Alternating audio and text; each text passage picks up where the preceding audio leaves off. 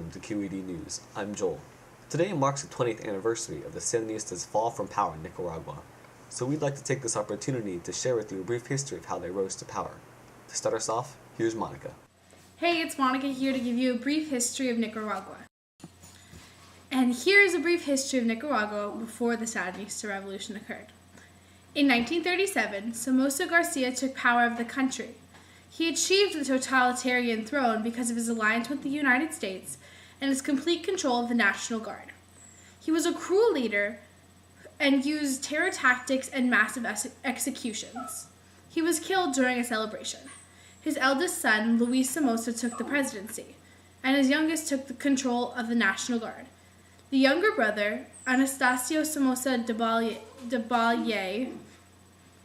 resumed the oppressive regime when Luis Somoza died. The Spanish, the British, and the French all treated Nicaragua as a raiding ground for goods like coffee and gold, as well as slave trade. Disorder in Nicaragua prompted President Taft to send U.S. Marines in 1912.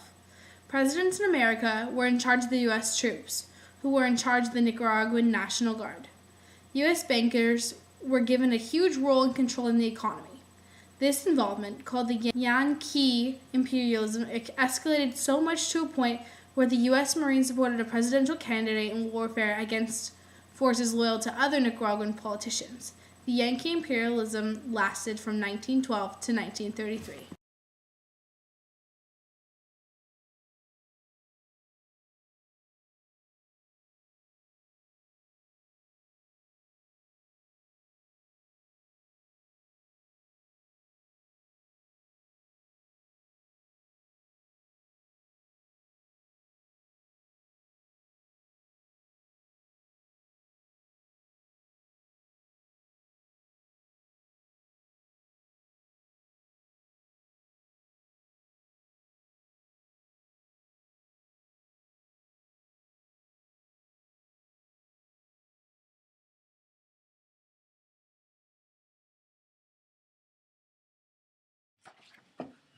Hi, it's Katrina to give you the military aspect of the war and the rise of communism in the region.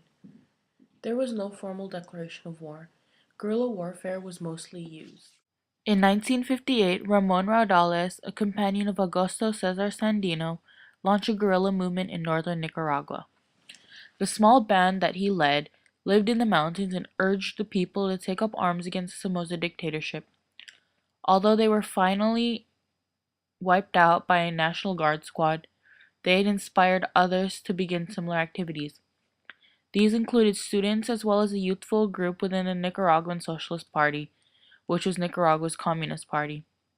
The young anti-Somoza activists soon had organized several guerrilla groups that operated in Nueva Segovia and Rio Jorro near the border with Honduras, and also in the Matagalpa and Jinoteca highlands. One of these activists was Carlos Fonseca Amador, a young Communist Party member who had been repeatedly thrown in jail for his political activities and was finally deported to Guatemala in 1959. Fonseca had linked up with Tomás Borge Martínez and Silvio Mayorga to publish a newspaper, Juventud Revolucionario, a guerrilla group formed among these three, called Juventud Patriótico. It later changed its name to Frente de Liberación Nacional. In 1961, it had 7 members. Finally, in 1962, it took on the name which was to prove permanent, Frente Sandinista de Liberación Nacional. The group began to combine armed action in the highlands with urban and village operations, mostly bank raids, and began to carry on political education among the population. The Sandinistas would call a meeting of the local peasants to describe their aims and purposes, and urge them to actively participate in the struggle to overthrow the dictatorship.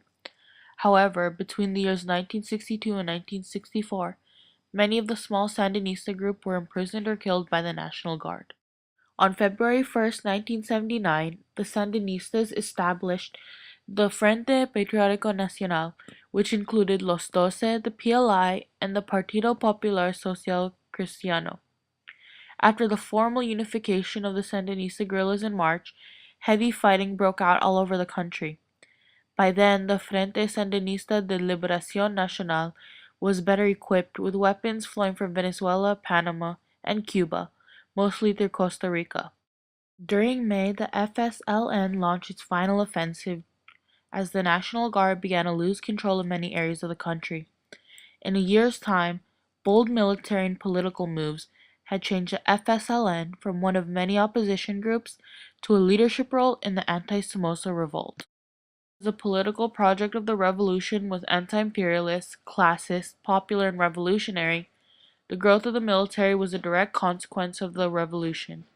As early as 1981, an anti-Sandinist movement, the Contra-Revolution, or Contras, was already beginning in the border with Honduras. In no time, an armed conflict would then arise, adding to the ongoing civil wars across Central America.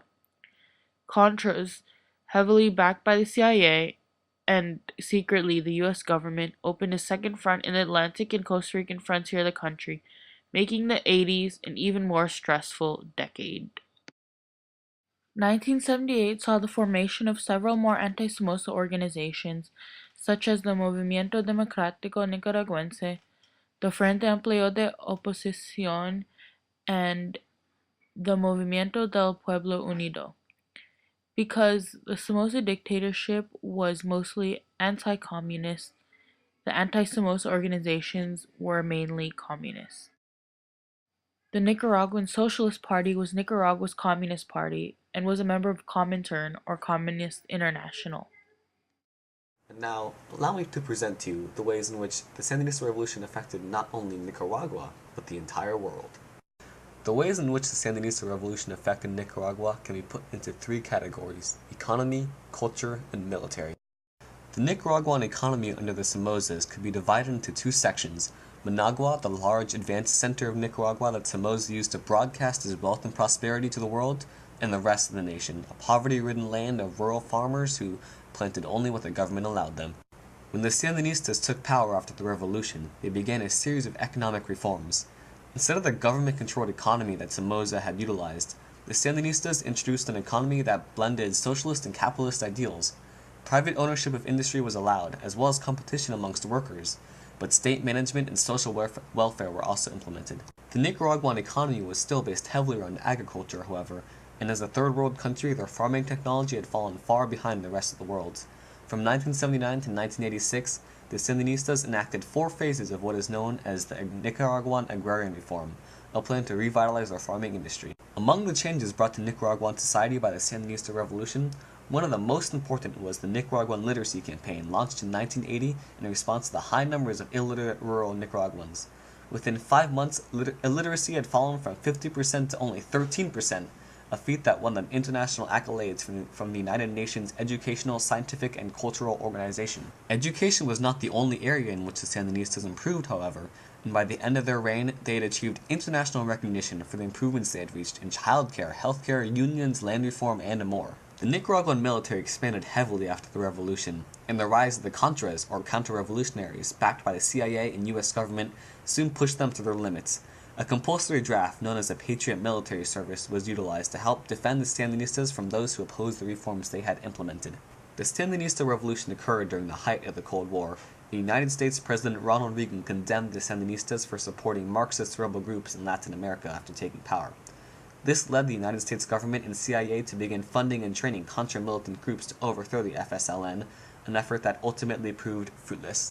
Nicaragua under the Sandinistas held 2 main elections, one in 1984 and one in 1990.